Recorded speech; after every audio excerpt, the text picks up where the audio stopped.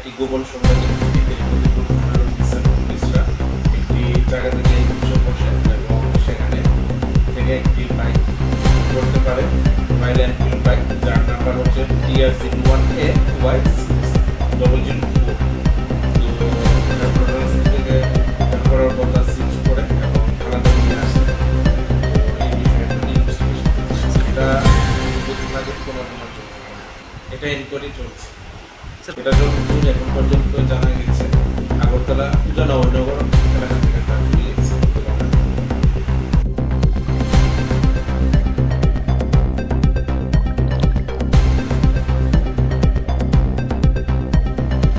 গোপন সংবাদের ভিত্তিতে পুলিশরা একটি জায়গা থেকে বসে এবং সেখানে থেকে একটি করতে পারে, রয়্যাল এনফিল্ড বাইক, যার নাম্বার হচ্ছে TR01AY004।